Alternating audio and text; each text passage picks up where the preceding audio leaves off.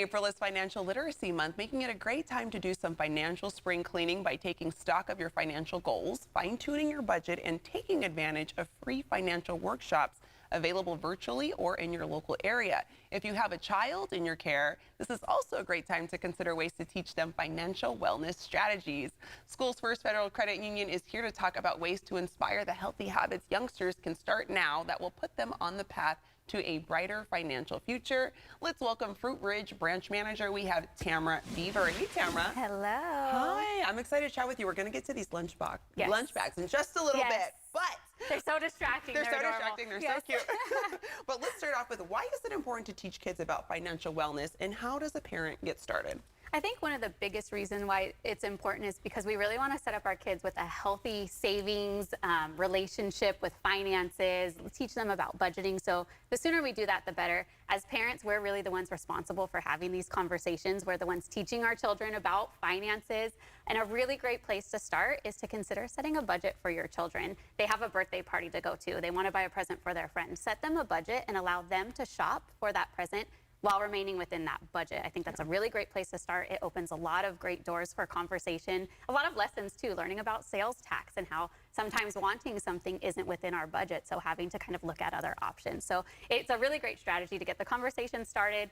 Another great thing for parents to do to get started is to encourage our children to save whenever they get gifts for their birthday, cash for birthday holidays.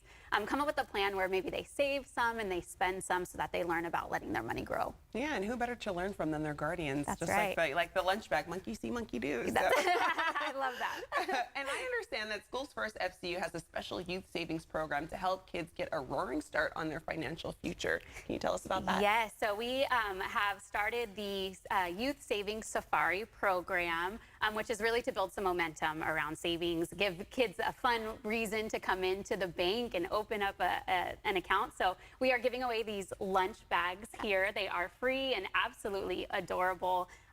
So there they are. They're so cute. Look at how cute they are. If an adult member comes in and opens a child membership, they will receive one of these free lunch bags. Yeah, and it just gets them excited to save too, especially knowing that there's a little giveaway that they can get in addition to it. That's right. In addition to the lunch bags, this isn't the only giveaway, is it? That's right, because these are going to be great for our younger savers, right? But for any youth account that's opened between April 17th and May 31st will also be entered to win a $500 college saver share certificate. So that's another great way to kind of get, the momentum going, and really that's a great benchmark to start saving. Yeah, I think so too. Is the college saver share certificate similar to a traditional certificate of deposit? It is, with some really important differences. So your traditional savings share deposit is you have a multitude of different terms that you can choose from. They come with different interest rates. Once you put that money in, it's locked in. One of the youth benefits is that you can put money into that account whenever you want and as often as you want. That's my favorite feature